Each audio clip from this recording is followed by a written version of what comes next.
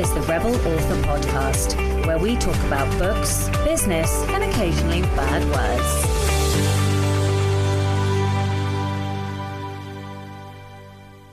Hello, Rebels, and welcome to episode 196 of the Rebel Author Podcast. Can't believe how close we're getting to 200. Today, I'm talking to Dre Baldwin all about how to work on your game. But first to last week's question, which had no replies, not one. The question was, what do you want readers to feel when they read your books? So obviously this is a hard question to answer.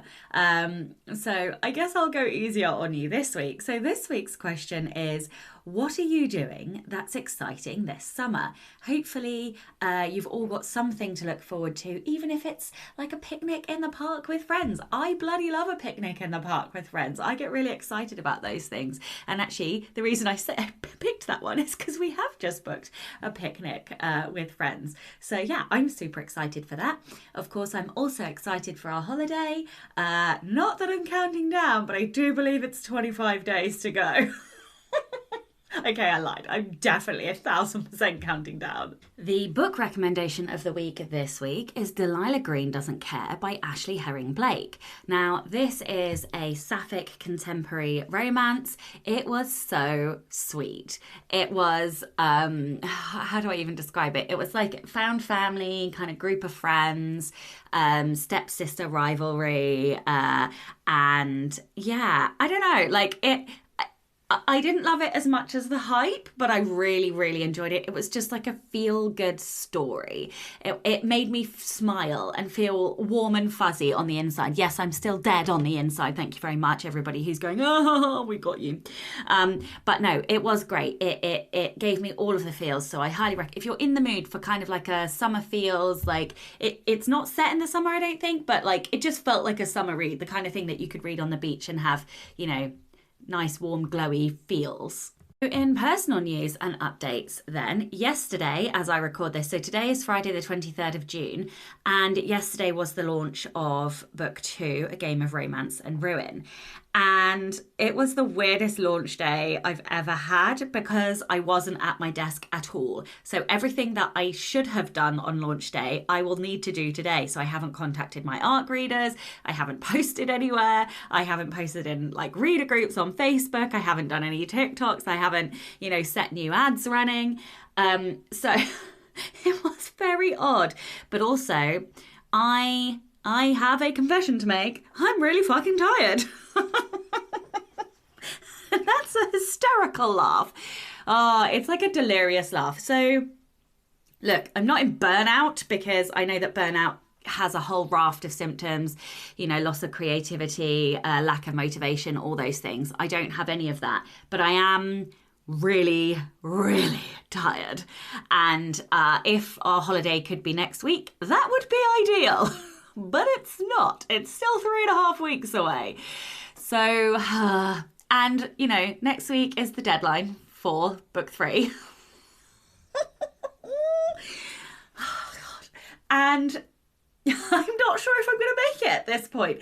I took Wednesday off because I just hit a huge brick wall and just could not do anything else. I literally spent, I would say, an hour and a half staring into the void at my desk, just not doing anything, literally nothing. And I was like, I am really quite tired. And it's not like a thing that just napping would cure, or like, just taking one day off. What I need is like a 2-week break, because I haven't actually had a proper 2-week break or even, a proper non-stressful week away, or a week even off. I don't even know when the last time. I'm not sure I've done that since I left my day job 4 fucking years ago. So it's not really that surprising that I'm tired.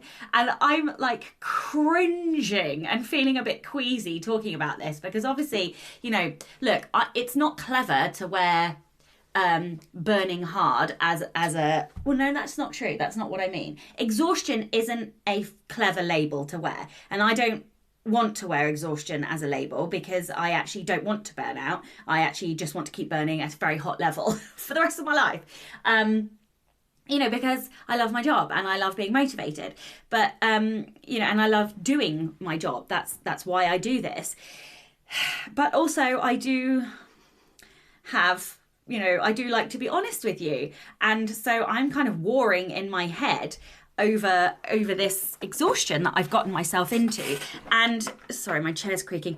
And it's giving me pause for thought for how I kind of do this going forward. And look, reducing some of the commitments that I have, reducing freelance, all of that stuff, that is going to help, but it's not really in place right now. So I do feel that give me another 2 months and I will then not have to work quite as much. Well, not work as much, but just, there'll be more time to rest is what I'm saying. So I know that I have already made the moves that need to be made in order to give me back some more time to rest. But obviously they're not quite in place yet, which leaves me in a bit of a predicament over how I get this book done. And I almost don't want to say this. I almost don't want to say this out loud because I can just, everybody's gonna just either groan or laugh at me. But so it's Friday and part of me is like, you know what we should do? I must be a sociopath, honestly.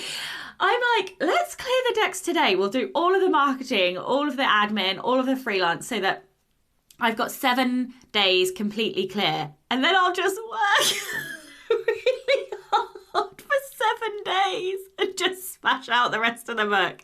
And I'm like, or if the hysterical laughter is exhaustion, excitement, or a little bit of both.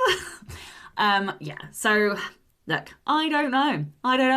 What I do know is that I do love to burn. I love to burn hot and hard, and I do love a deadline. So, and I have pulled more ridiculous feats before. So we'll see. What I don't want to do is burn so hard that I burn out. And so obviously I'm just going to take it day by day and see. So today is kind of a clearing the decks day. And then I told my wife that I'm going to be writing over the weekend and for the next 7 days. And we shall just see. Maybe I don't quite make it. Maybe it happens a little bit, a couple of days later, whatever. As long as I get close and I can hand off the edits by the time I go away, that's all good. I can fix it after. So yes, I have some other exciting news that I have. All I can say at this point is that I've signed some contracts, and that's all I can say. But I'm very excited to tell you about them when I am given permission to do that, which is the weirdest thing. Little rebel in me is like, oh, just tell them, but I can't. So I won't. And I will obey the rules on this one occasion. Maybe that makes me a rebel of rebellion. I don't know. Anyway, okay, I don't think I have a huge amount more to talk about because the focus for this next week is just to smash words.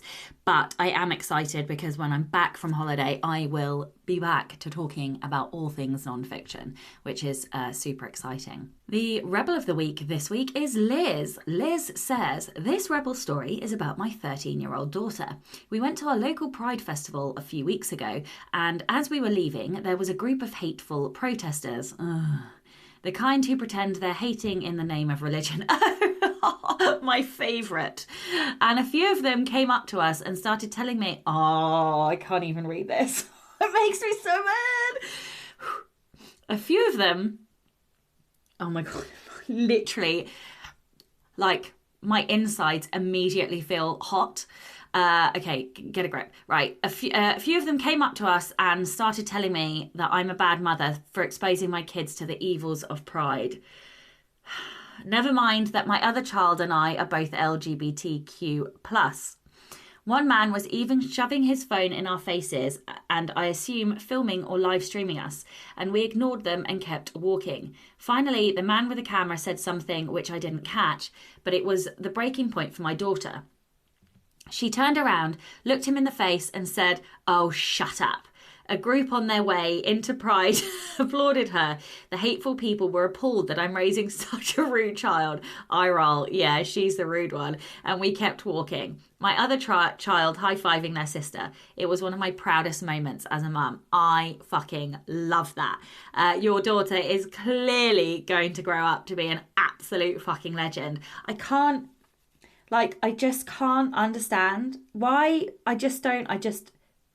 It is beyond me. It is beyond my comprehension why people fill their lives with hate. Like, if you disagree with somebody's lifestyle or way of living or ethos or sexuality or gender or fucking anything, how is that any of your goddamn business? I don't understand why we need to meddle in other people's lives, right? Like, why do I don't feel that I should have an opinion on somebody's marital status or their mental health status or their religious status or their fucking anything status. It's none of my fucking business. Like, and just because somebody is different to me doesn't mean I hate them. Like, I almost feel like I sound naive, but I just actually don't understand why we as a society have to hate people that are different to us. Why can't we just let them be? Like, life's too fucking short to be so full of negativity and poison. It does my fucking head in. And I just, oh God, I'm not supposed to rant on this podcast, but I'm proud of your kid too. Good for her for standing up for what she feels is justice. You know, I just think that being kind to one another is the easiest and most simple thing that we can do. And I don't understand why so many people don't do that. Like, it is easier just to be kind than it is to be hateful. I just don't understand. Anyway, I'm going to move on because otherwise I'm going to get on a soapbox and fucking rant my head off. And probably lose like half my followers. So I'm going to shut up now. Okay. No new patrons this week, but a huge thank you to my existing patrons. If you would like to support the show and get early access to all of the episodes, as well as bonus content, then you can from as little as $2 a month by visiting patreon.com/Sasha Black. Okay, let's get on with the episode. Hello and welcome to the Rebel Author podcast. Today I'm joined by Dre Baldwin. Dre is a CEO and founder of Work on Your Game, Inc. He has given 4 TEDx talks and authored 33 books, which is incredibly impressive. Dre's content has been viewed over 100 million times. His daily Work on Your Game podcast has over 2,300 episodes and over 6.5 million listeners. Dre had a 9-year professional basketball career, playing in 8 countries. Dre's framework is the roadmap in reverse for professional mindset, strategy, systems, and execution. Hello and welcome. Thank you for that great introduction there, Sasha. I'm looking forward to this conversation. Excited to be here. So am I. I'm so interested. I had a chance to read your Work on Your Game book in advance, and I loved the kind of black and white, no bullshit attitude towards like mindset. I really appreciate the black and whiteness of it. I think it's superb. I always talk about if ever I had a coach, when you like see American football and the types of coaching that they do, they either they'll like tap one of their players on the backside, they'll hug another player, and then there's another player where they like grab the helmet and they're like screaming in their face. That's the coach I like, which is why I enjoyed your book so much, because that's kind of what it felt like. Yes, you got to know how to deal with different types of personalities. That's right. That's it, exactly. So before we kind of dive into the content of mindset and how to really get the success that we are after, could you tell everyone a little bit about your journey, about your incredible career, and how you actually ended up where you are today? Sure. So the 2-minute version, Sasha, is I come from the city of Philadelphia, Pennsylvania. Now live in Miami, Florida. Background was always into sports. Played a little bit of American football, but not seriously. Played some baseball. Wasn't really that good at that. Finally got into basketball around age 14, which is pretty late for someone who's trying to advance and go somewhere in the sport, like playing in college or pros, let alone. Only played 1 year high school ball. Walked on to play in college, which meant I didn't have anybody recruiting me. I just literally walked in the gym and just played my way onto the team. I played at the Division III level, which is the third tier of college sports, which doesn't usually produce professional athletes.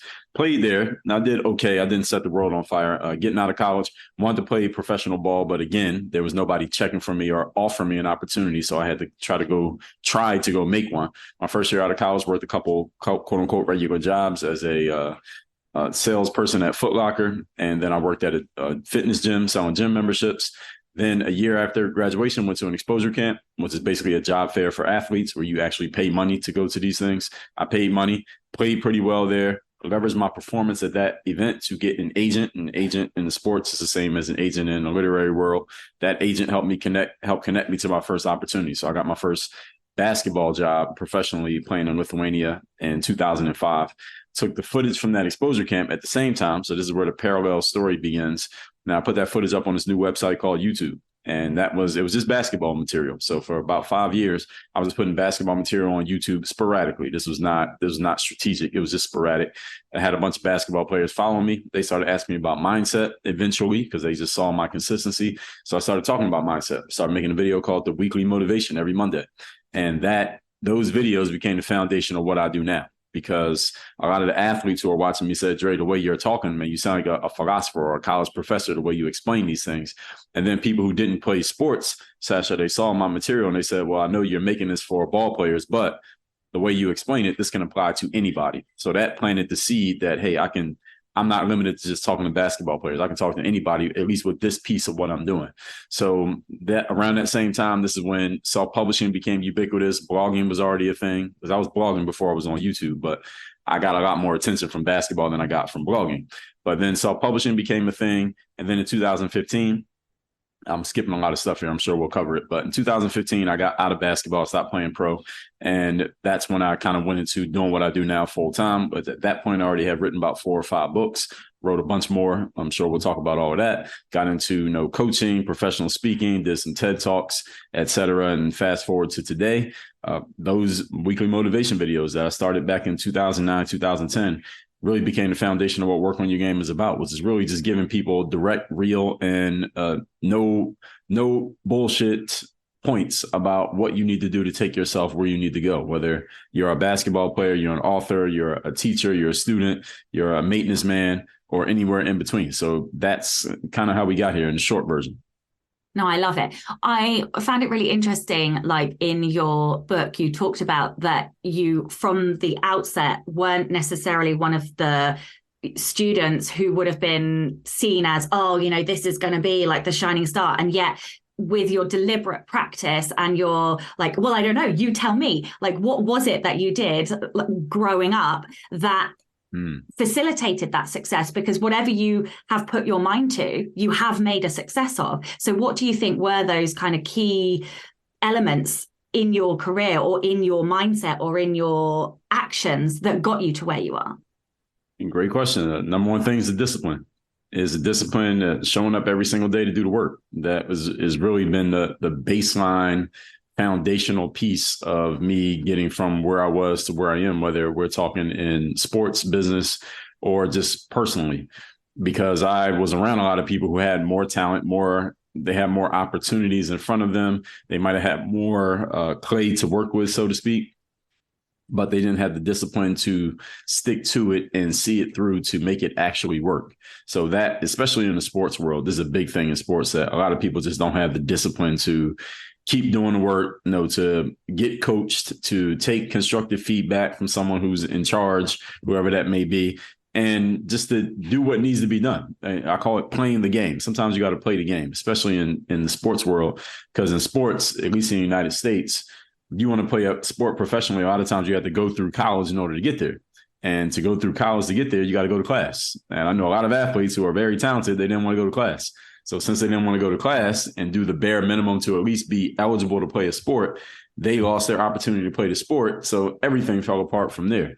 And in the literary world, you and I both know very well, I'm sure you know even better than I do, how many people do you talk to say they want to write a book, they want to be an author, they want to be a blogger, they want to be a whatever, podcaster, but they can't actually sit down at the computer, turn on Google Docs or MS Word and actually write something, or turn on a microphone and actually record something. They just don't do the work. No, so because yeah, absolutely. It's all about the glamorous side of like success, right? It's the getting to see, oh, you're on this podcast, or getting to see, oh, you've got this degree, this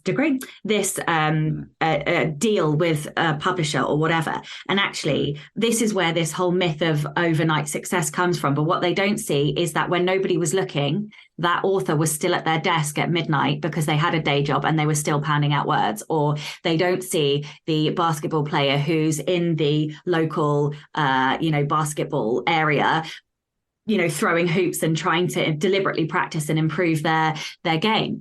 Okay, let's talk about your book, or one of your many books. We're going to talk about work on your game. Talk to me about that concept. Like, I know you've just kind of loosely mentioned it, but there are 4 principles. So what are the principles? How did this come to you? Like, what got you to the point of this concept and writing the book, and why is it important to you? Great question. So work on your game came about in 2009. I just come back from playing basketball. I've been playing in Germany, and that contract ended. And this was at the beginning of 2009. I was at a 24-hour fitness, which is basically a 24-hour gym in Miami. And I had my camera with me because this is before we had video cameras on our phone. So I had a phone and a camera. And I always had the camera with me just in case I came up with an idea to record something to put on YouTube. Because at this time, YouTube was starting to pick up a little bit of steam, but it wasn't a thing yet. But I had my camera, and I just had this idea because a lot of players at that time were watching me on YouTube, these random videos I would put out, and they would always ask for tips and advice and help. How do I get better? How can I get on a basketball team? How can I become a better player, Dre? And I've recorded this 2-minute video. It's still on YouTube to this day, where I said to players, listen, the reason why you're not getting the ball doesn't get passed to you during the game, nobody wants to give you the ball, or your coaches don't put you in the game, or you can't even make the basketball team at your school, is because, well, look what you're doing. You are on the internet watching videos, or you're playing around on Xbox, or you're standing on the corner doing nothing. Look what I'm doing. I'm in the gym practicing. All right, this is why I can play and you can't. So what you need to do is turn off this video. I even said that. Turn off the video. Stop watching YouTube. Turn off the Xbox. Stop standing on the corner, and you need to go work on your fucking game. That's the actual phrase that I said, was work on your fucking game. And people love that phrase. They love that phrase so much, and they started repeating it back to me like, Dre, I love that you said that, work on your fucking game, because it encompasses everything, right? It's not even about sports. That encompasses anything. Anybody hears that, they get it immediately. Yeah, so, work on your fucking book. Yes, exactly. You can apply it to anything, right? So any game, whatever you do, it applies. And I had just said it off the cuff. I was just talking. I wasn't trying to brand myself or make a slogan. But so many people kept saying it. About a year later, I said, you know what? I could just make everything just could be under this umbrella. So that's where the whole phrase work on your game came from. Now, the book itself, now I started saying work on your game in all my videos probably around 2010 moving forward. And I stopped playing ball in 2015. And then in 2017, I was actually speaking at an event in Atlanta.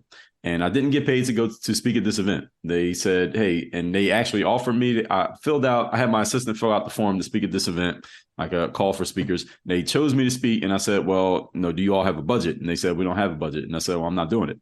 And she said, well, we strongly suggest, the woman reached back to us and said, I strongly suggest that you reconsider because we have a very high quality audience. You might want to get in front of this audience, even though we can't pay you. So because she said that, I said, all right, I'll do it. So on my own dime, I went to Atlanta, paid for my hotel, paid for my food, paid for my travel. This is a $2,000 trip, not to mention the opportunity cost. Get on stage and I give a speech called Work on Your Game. That's like my signature speech, Work on Your Game. And it goes over the 4 principles: discipline, confidence, mental toughness, personal initiative. And I'll explain those in a second. I got off, before I even got on the stage, actually, Sasha, a woman from the NBA, National Basketball Association over here, reached out to me, or she approached me in the room before I got on the stage and said, Dre, we want to have you come speak to some of our teams. I hadn't even given my speech yet. So she already knew that she was interested in me because I was a former athlete and they wanted someone who was a ball player who had transitioned into entrepreneurship to talk to the players about what are you going to do after basketball. They already knew. She had already decided they wanted me. I hadn't even given my speech yet. So that was one opportunity. Then when I got off the stage, a woman from the NCAA, which is the college sports department, she came up to me and said, we want you to come speak at one of our events because we need, a former athlete who's become an entrepreneur, because most athletes don't become professional athletes, right? So that was 2 opportunities. Then another woman approached me and said, Dre, I know because at this point I had a bunch of self-published books. I'd given away a couple from the stage actually during the speech. And the woman said, well, Dre, I know you have self-published some books. Have you ever considered writing a book with a traditional publisher? And I said, well, yeah, I've considered it. I had never pursued it, but I considered it. I said, as a matter of fact, miss, I want to write a book about this exact framework that I just gave the speech about, called Work on Your Game. I want to make the book Work on Your Game. If I work with a traditional publisher, I know that they're a lot more thorough than anything we could probably do by ourselves. I said, I want to write a book about that. She said, okay, well, give me a call. And that's how that book happened. So that free event that I did not get paid for, a bunch of opportunities came from that. So I ended up making money from that free speaking event, which is a whole other thing. And that's how it came about. So to answer your question, what are the framework?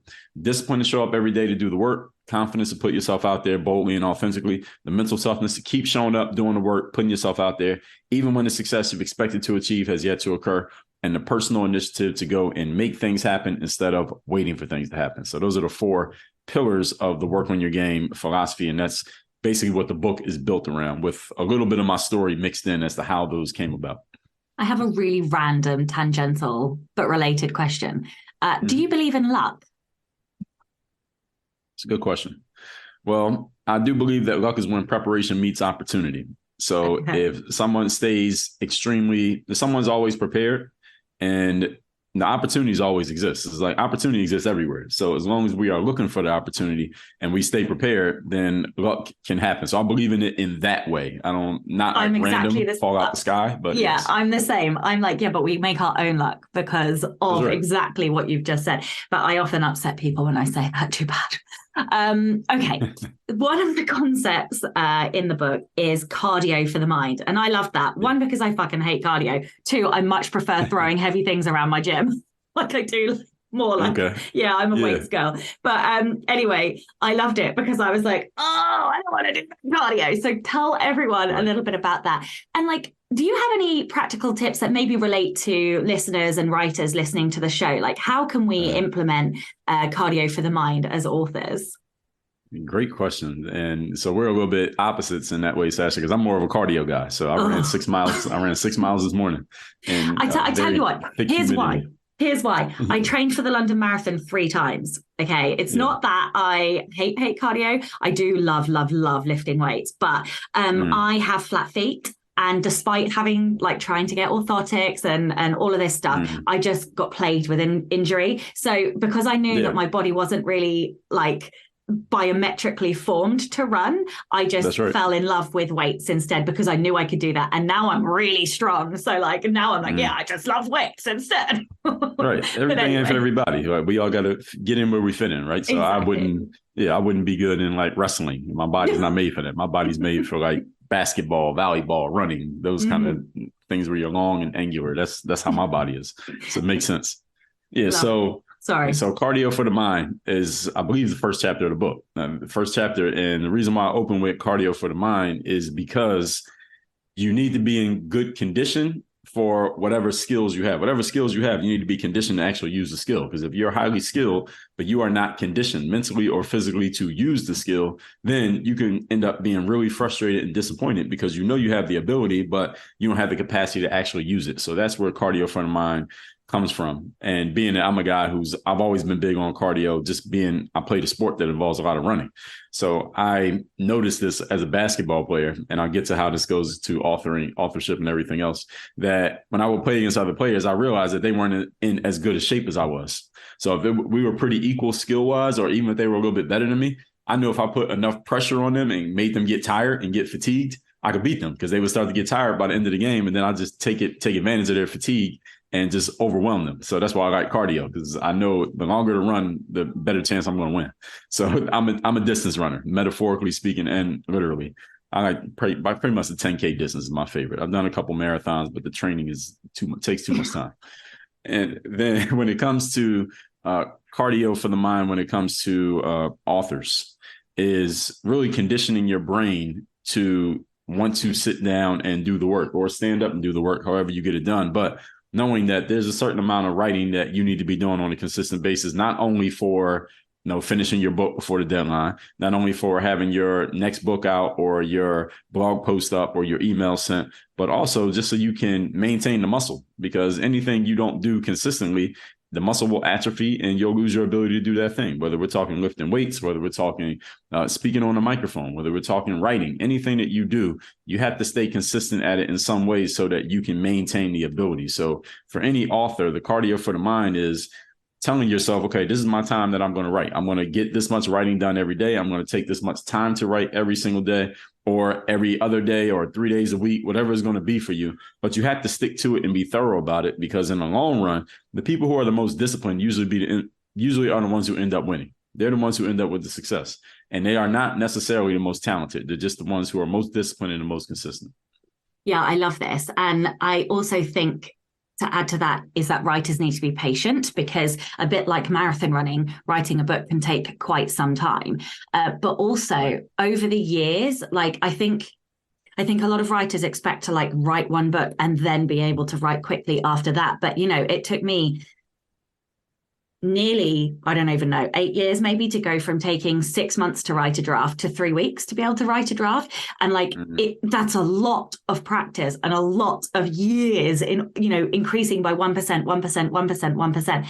And I think quite often we expect these things to happen so quickly because we are in this, well, I am a millennial, and so I'm in that era of tech boom and everything getting quicker and attention spans getting shorter. And so, you know, we do expect these things to happen quickly. But actually, you look at any player, it's a decade at least of work before they hit the peak of their career. You know, what's the chap who talks about that? The 10,000 hours of practice, Malcolm Gladwell. Right. And also I'm reading a book called Peak at the moment that talks about deliberate practice and just how long it takes to get there. So I love this. I love this so much. And I hope everybody is listening and taking notes. Okay, writers often suffer with a lot of fear of like exterior judgment, which affects our perception of ourselves and of our writing. You talk a lot about mindset and shrugging off old beliefs about who we are. I wondered if you could talk about this in terms of a creative and being like any type of artist, I suppose. And how can we put this into practice? Like, how do we shrug off those false beliefs? Yeah, well, number one thing is understanding that most human beings outside of ourselves are not thinking about us as much as we are thinking about ourselves. So a lot of times when, like, even as a business coach to this day, I get people who say to me, well, you know, if I put my stuff out there, whether it's they're putting something out for sale, whether they're writing something, whether they're coaching, whether they start a podcast, they write a book, whatever, they say, well, I'm concerned about what other people are going to think about me or think about this thing that I'm about to put out into the public.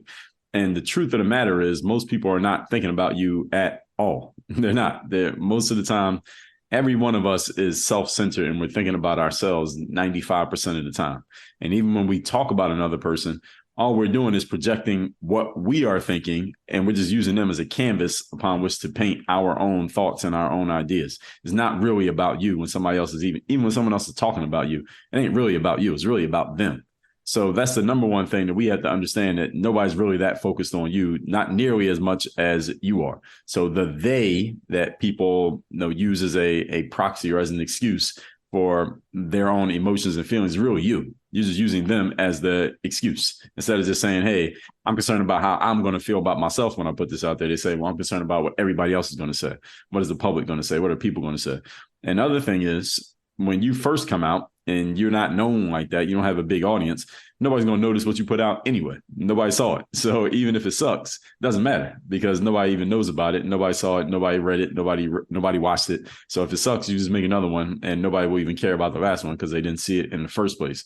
And then overall, when it comes to having your material judged, let's say it is being judged. Let's say you do have an audience. Let's say it comes out and it goes viral for whatever reason. Somebody picks it up, somebody shares it, and a whole bunch of people get to see it and they give their opinions and feedback on it, which, both of us as creators, we've gotten plenty of feedback. Some of it that we didn't, some of it people who didn't agree with us, right? For whatever reason. When you put that material out there and somebody gives their feedback, they should be giving feedback because they're paying attention to you, or they're reading your material. So even if it's negative feedback, or they disagree with your point, or they disagree with your perspective, or they disagree with just you in general and wherever you're coming from, that's fine. They have a right to do that. This is what happens when you put yourself out there, is that somebody's going to agree, somebody's going to disagree. This is just part of the game. And Being an author, being an entrepreneur, being a creative is what I call, Sasha, a contact sport. Contact sport means there's going to be times when people just don't agree. People don't like it. People are going to push back. People are going to attack you. And people are just going to just disagree with what you're saying. And that's completely fine. They have a right to. In the world that we live in, people have a right to disagree and not go along. And that's the way it is supposed to be. I feel like in the world that we're living in today, a lot of people seem to be looking for a space where everybody disagrees, or if they don't agree, they're not allowed to say anything. I don't agree with that. I think everyone should have a right to push back, even if they don't like something that you did. And the people who do like it, those are the people you can pay attention to. And if somebody disagrees, if they can disagree in maybe a professional way where they have some real, actual, useful criticism, maybe you could get something beneficial out of it. Not all the time. Sometimes you're just going to have trolls and haters and just negative people. But overall, I don't have a problem with somebody disagreeing with something that I say. If they have there's some actual substance to their pushback, maybe I'll learn something from it and we can have a good conversation. There are fewer and fewer of those people these days, unfortunately. But if there is some, hey, I'm willing to take it. Growing up, one of my biggest issues making friends was that I'm quite opinionated, and I always used to find it really fun where people would want to disagree with me, because then you know that they're engaging with you, and you know that they actually have an opinion on something that you said, and so you have created like meaningful communication between you. But people often find it very intimidating when you are brave enough to disagree with somebody, and so I just find it so sad that this like discord in a professional, like considered way, as opposed to like all out war, of course. But considered disagreement, I think, is so beautiful for stretching minds and growing ourselves. And I really enjoy debate, and I'm just so sad that like people don't like it when I debate. Yeah, but anyway, I 100% agree with you, and I think we would be good friends, because I like debate too. I like debate, right? And in the world that we're in now, people just don't like debate. Like as soon as there's a disagreement, people want to get away or tell you not to say anything or just stay quiet. But it didn't used to be this way. The world did not used to be like this. 100%. I respect people more when they disagree with me. If it's like you said, a considered backed up opinion. Yeah, exactly. Right, I'm like, oh, you disagree? Tell me why. And then I'm going to tell you why you're wrong. No, I'm kidding. Right. Anyway. That's the way it's supposed to be. And it's healthy for us to be able to push back against each other, because that's how you get stronger. I mean, you like to lift weights. You don't get big muscles from not facing resistance. We need the resistance. Exactly. Okay. So I loved your hard take on discipline. And in fact, this is really random. You don't know. Have you ever heard of Clifton Strengths? Clifton Strengths? Yeah. No? Okay. I would be dead curious to know what your strengths are. But anyway, I'll explain that afterwards. It's okay. So I loved your hard take on discipline. What I also know is that for somebody like me, who is a parent and a wife, and there are people listening who are carers, or lots of listeners who still have full-time jobs. So chasing your dreams does need to be done in like those in-between hours, right? That's right. Like when you're responsible for little ones or families, you can have all the discipline that you possibly want. But for example, I was on a deadline last week and my kid broke his finger in school. So I had to throw everything out the window, lose a whole working day and go to the hospital. These things happen. The best, most successful people are resilient, right? So they manage to pivot and move on. How? Like, what advice do you have for when you have the discipline, but shit gets in the way, stuff goes wrong? How can we be resilient in those moments? Good question. Well, you had to immediately recalibrate. So I'm assuming you still met your deadline, or what happened? More or less, yeah. Okay. More or less. Okay, you had to squeeze a little bit, but so there was a little fun squeaky time, but I got there. Right. So number one thing is you immediately recalibrate. Like I'm a parent as well, so my child is not even almost 10 months. And, congratulations. Yeah. Thank you. So he's waking up in the middle of the night. I haven't gotten a full night of high quality sleep since he was born, but I still had to do the things I had to do. I still got to get up and go to work every day. I'm still, having conversations like this with you. I'm still getting up and running outside the same way that I did before. I don't have my energy is not exactly the same, but I'm still going to do the job. The process does not change. I just had to adjust I had to adjust everything that I'm doing around the fact that there's a contingency. There's a certain situation that's changed in the process. So that's where the resilience comes from, is having a plan in place. Okay, this is exactly what I'm doing. I'm still going to do it. I just need to make my adjustments around this to make sure that I'm still doing what I need to be doing. So that's the number one thing when it comes to resilience. Whenever something gets thrown into the situation, challenge for a lot of people is that as soon as a wrench gets thrown into the process, is that a lot of times people just throw their hands up and say, all right, well, I guess I can't do anything. And that's a lack of discipline. And discipline is created by structure. When you have the right structure in place, then the discipline is a byproduct of it. The discipline doesn't create structure. Structure creates discipline. So when you have a structure and okay, I have a child now, so I'm not going to be able to do this the same way. Instead of getting 8.5 hours of sleep, I'm going to be getting 7. All right, so now how do I adjust for that and still do what I need to do? Or my child broke his finger. I got to go to the hospital, so I can't. All this day's work has got to get pushed to another day. Still needs to get done. I just had to do it in a different way on a different day. All right, how do I squeeze everything else to make this adjustment? So for us as entrepreneurs, as authors, as leaders in our own lives, we just have to make the adjustments when necessary, whenever something pops up. But we are not changing the fact that the goal is still the goal. It's just a matter of, all right, now we just got to find a different route to get to it.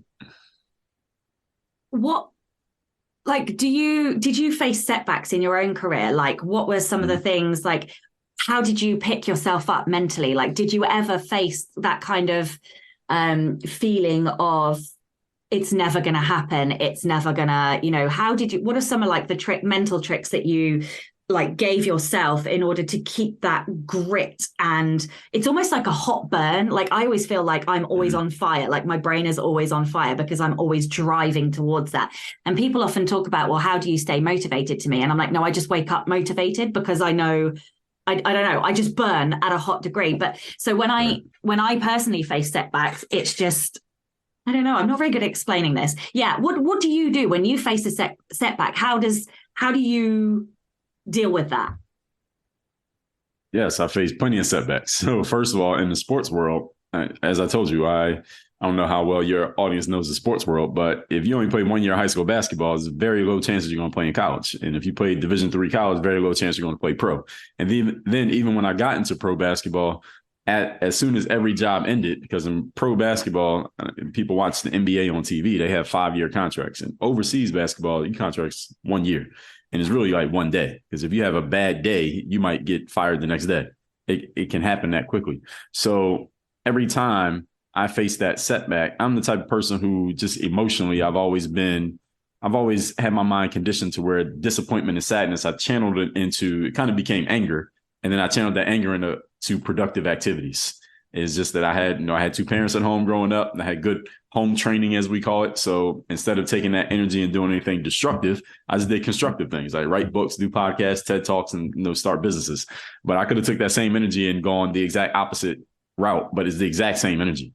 So all I did was just learn how to channel that energy into doing positive things. So anytime that I faced a setback, I never looked at it like the example that you gave there, like it will never happen. I never looked at it like that. I always looked at it like, as soon as the setback happened, the first thing I'm thinking is I started revisualizing in my mind, okay, it didn't happen the way that I thought it would. How do I reconstruct this to where it does happen the way that I want it to? So I'm always just reconstructing in my mind, okay, I thought it was going to go this way. Clearly it's not. Now, how is it going to go? Because it's still going to go. It's just a matter of now it's going to go a different route. I love this so much. And I love this because anger is one of my favorite emotions. I always really upset people when I say this, but I really love being angry because it's so fucking productive for me. Like, I am never more productive than when I'm angry. And it was really an awakening to me that people didn't see anger as a positive, whereas I'm like, it is the hottest emotion. It is the most forceful drive of an emotion, but only if you are using it in a positive way. And so funnily enough, and this is really tangential, but the series that I'm writing now is a dedication to female rage, like female anger, because actually we can we can change the fucking world with anger, but like only if it is directed in a positive way. So I'm so glad you said that. Also, because I think it's really frowned upon for a woman to be angry, but actually, like, if you look at all of the women who made changes in the world, they were all angry women, right? Like it is such a powerful emotion if it's used correctly. So I love that you said that. Okay, let's talk about the third day. What's the third day or the third week or the third month, and why is it important to us? Sure. Let's use an author as an example. So let's say there's an author who's listened to your podcast, Rebel Author Podcast. They decide they want to write a book. All right. So they start listening to your podcast. They sign up for your course or your program. They hire you as a coach. They say, I'm going to do this. I'm going to get this book out. So they start writing their book. First day, they go and do their 2,000 words that they said they're going to do every single day. They do it. It's hard for them. It kicks their ass. Their brain is sweating to get those 2,000 words out, but they finish it. They look at what they have in the MS Word or Google Docs or on pen and paper, and they say, hey, I'm doing this. Second day is a little bit harder because they had the fatigue from the 2,000 words they wrote the day before. They're not conditioned to do this, so it's going to be really hard to kind of pull those 2,000 words out in themselves, or 500 or whatever. The second day, they push themselves to do it, though, and they do get it done. It's a little bit harder, but they get it done. And they look at what they have written. Now they got 4,000 words. They say, hey, I'm doing this. By the third day, already things change. By the third day, they're looking at that computer and they don't even want to sit down and put their fingers on the keyboard.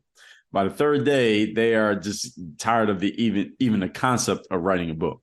By the third day, they're saying to their accountability partner or their coach, hey, can we just postpone this call? I'll get back to you tomorrow. The third day is any situation, circumstance in life where the newness of the situation has worn off, the novelty is gone. You realize that this thing that you signed up for is not going to be one big party. It's not all fun and games, and there's some actual work that needs to get done.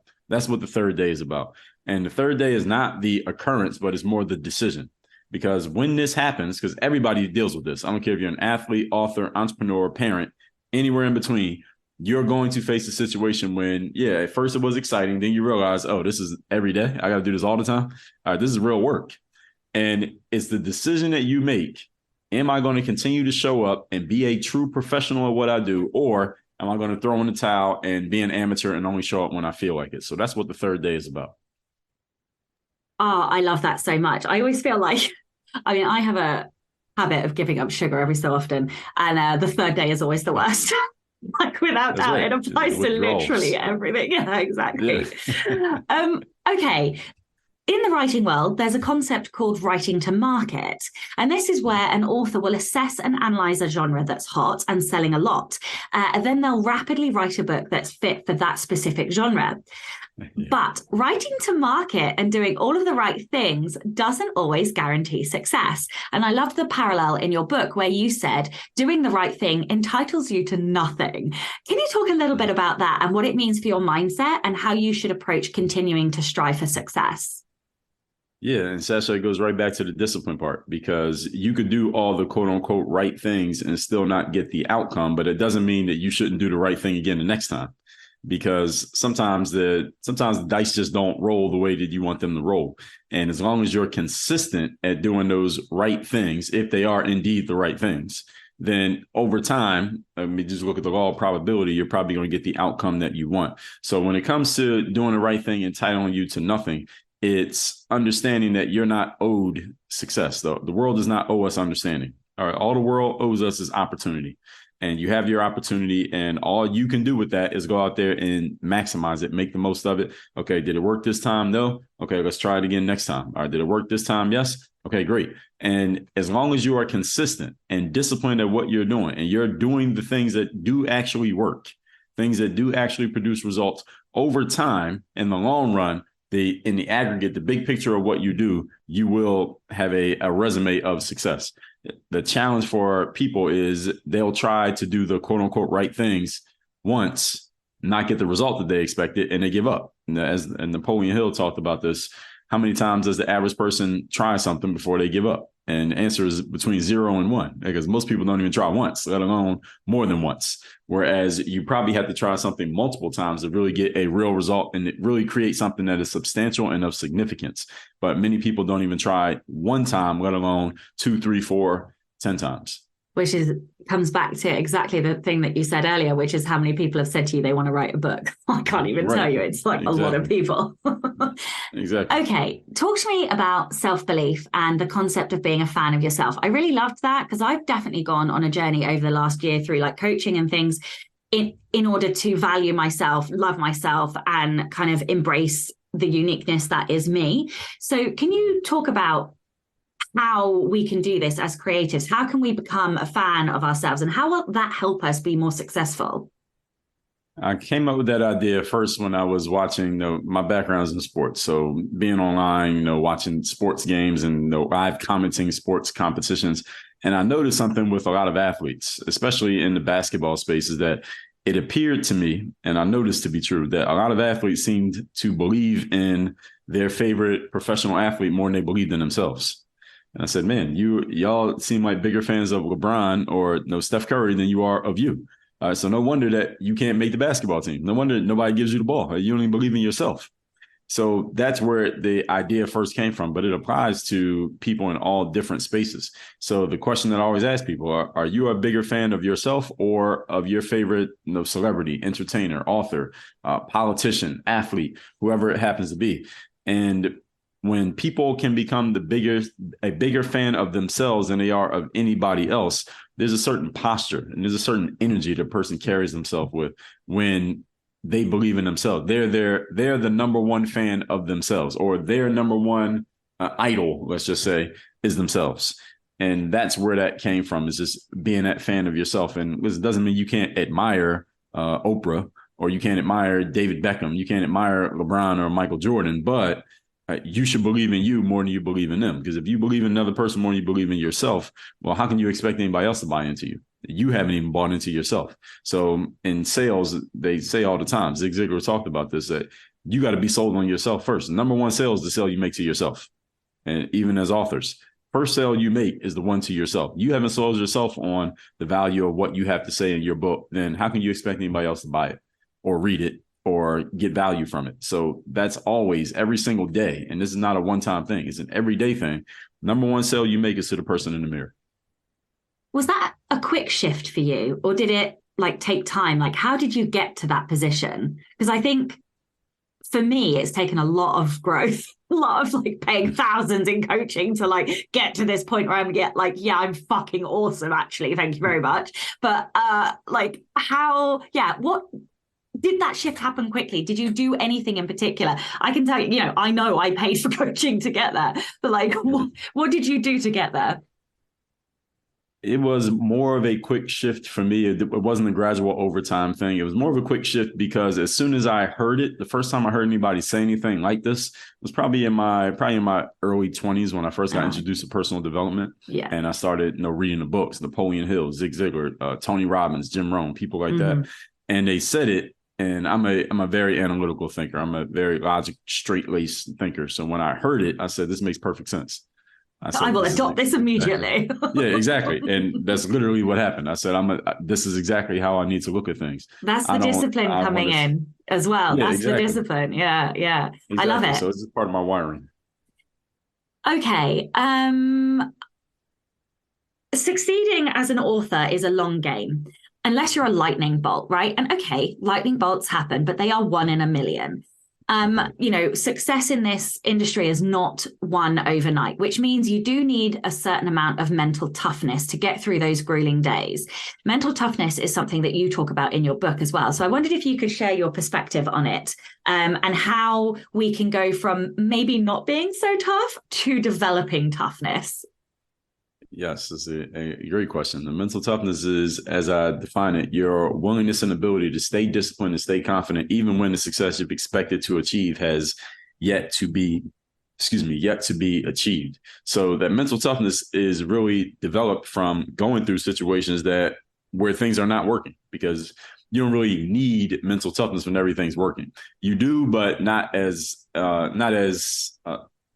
is not as pointed, the need for mental toughness and everything's working, because mental toughness is also about, let's say you had a great day yesterday or your last book did amazing. That has nothing to do with how well your next book's going to do. All right. So it's always looking at, we're showing up with a clean slate. I remember I was watching an American football game, and Peyton Manning, his team was down like 21-0 in the first quarter. And he was just going around all his teammates on the sideline saying, hey, it's 0-0. Let's approach this game as if the score is 0-0. And they ended up coming back and winning the game. That's the mental toughness. It's looking at the situation as it is, but not making it worse than it is. And this is what happens with a lot of human beings, is because we are emotional creatures.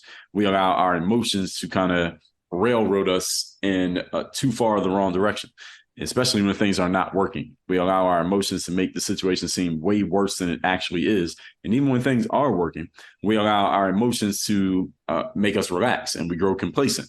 And so we do our last book was amazing. Our next one is terrible because we didn't put the same effort and time into it, because we didn't have the mental toughness to tell ourselves, hey, that one's over. We got to turn the page, no pun intended, to the next book. All right, that one's done. Now we got to get on to the next one. So that mental toughness is about, how do we deal with, look at the situation as it is, don't make it worse than it is. And then what can we do about this situation? How can we make this better? And then just going to work on whatever we came up with, and staying dispassionate. And really, sometimes we have to be able to check out of our emotions and tell our emotions to stay quiet and stay out of this. Because the metaphor that I use, Sasha, is that emotions are great gas pedals, but they're terrible steering wheels. You don't want your emotions driving the car of your life, but once your logic tells your emotions where to go, now you use your emotions to press on the gas. But they should never grab the wheel, because they'll run you into a wall. I love that, though. I love that so much, especially because of what we were saying about anger earlier. I think that's absolutely brilliant. Exactly. Yeah, no, I love that. Well, I can't quite remember the phrasing that you said, but you were making me think about the fact that humans are such habitual creatures. Like, our bodies are actually programmed to stay in homeostasis, right? And so it's really hard for us to break out of that habit and that like homeostasis, even mentally, that we create. But actually, the greatest place to be in life is outside of your comfort zone. Life's fucking boring in your comfort zone. But so many people don't want that, like, because it is hard, and it does require mental toughness. And the thing that I love most about what you just said there is that you don't need to be mentally tough when everything's going right. And like, that was a bit of a, oh my God, yeah, that's so true. So I love that so much. Okay, this is the Rebel Author Podcast. So tell everyone about a time you unleashed your inner rebel. Man, only one time? Oh no, do tell me all. No, I'm kidding. So as far as my inner rebel, I knew when I was a senior in college, or my last 2 years of college, because I have a business degree, and I have a degree in business with a focus in management and marketing. So the school that I went to, the last 2 years, you basically kind of get into your major, and you take all these classes that are about the major. So all my classmates, it was the same people for the last 2 years. And I remember just looking around at them in classes, and they would all do all their homework, and they'd be doing everything the teacher asked. And I was a very average college student, Sasha, not because I was average intelligence, at least I don't think I am, because I was average in effort. I just gave average effort because I knew by about halfway through college, all right, nothing that's being taught here is going to help me with where I want to go. Because I knew I graduated college in 2004. So I saw the internet. It was coming, but it wasn't the internet. It wasn't anything like we have now. I knew I wanted to play basketball first. I knew that's what I was going to do first. And then as I saw the internet emerging, I said, I'm going to do something that's different than what most of these people are doing. Then I got introduced to network marketing when I was in the middle of my college years, and they introduced me to personal development. That introduced me to Robert Kiyosaki, who wrote the book Rich Dad, Poor Dad. And when I read that book, I said, whatever he's talking about, this is what I'm going to do. And what he's talking about is different than what my classmates are doing. So I knew I was different from a lot of them. So I knew I wanted to get a degree. So I said, let me just do enough work to graduate. I graduated with a C average, very average from school. And I knew the next thing I was going to do was play sports. So even when I got out of school, as I told you, I didn't have anybody offer me a job to play sports. So when I told my parents I wanted to play sports for a living, it didn't make any sense to them. And it didn't make any sense. It literally made no sense. Logically made no sense. So my parents were like, well, do you have a job opportunity? Is anybody offering you, or do you have a plan for actually making this happen? I had no answers to the question. I actually wrote about that in the book, Work on Your Game. There was no real plan to make it work. But I knew that I didn't want to go the route that I had seen most people around me going. So my time of unleashing my inner rebel was really like the last 20 years combined, because I knew I wanted to do something different. And I started doing this going the entrepreneur route before it was a normal, cool, easily paved road. Now, if you came in the last 10 years, you can see, all right, here's how you can be a creator. Here's how you can make money. Here's how you can build a brand. But in 2003, there was no path to doing this, but I knew I was going to go a different path than what I saw everybody else doing. So my whole adult life has been pretty much that. I love it. Oh, thank you so much for that. I have genuinely really enjoyed this conversation. So I hope that listeners listen and re-listen and listen again. Would you like to tell everyone where they can find out more about you, your books, anything else that you would like to add? Sure. So my best place to find me online is probably on Instagram. I use the Instagram stories function a healthy amount. So that just my name is Dre Baldwin, Instagram/Dre Baldwin. As far as my books, I pretty much got a landing page for every single book because I use my own sales funnels for those. But the place that they're all listed is at workonyourgame.com/books with an S on the end. But I have books that people can get for free. They just cover the shipping. I have several, but the Third Day is one that you asked about. You can get that at thirddaybook.com. The book's free, just cover the shipping. If you're overseas, the shipping is a little bit more into the US, but people in the UK probably understand that already. So yeah, that's where you can find me. And I'm online. Every social media platform, I'm on it. Just look up my name and I'm easy to find. Everything's public. Thank you so much. I'll make sure those links are in the show notes. Sure. Thank you so much to all of the show's listeners and all of the show's patrons. If you would like to get early access to all of the episodes, you can do so by visiting patreon.com/Sasha Black. I'm Sasha Black. You were listening to Dre Baldwin, and this was the Rebel Author Podcast. Next week, I'm joined by Brock Swinson, and we're talking about screenwriting and what you can learn from screenwriters to take into your novel writing. So join me next week for that. Don't forget to tune in and subscribe on your podcatcher. And when you have a moment, please leave a review.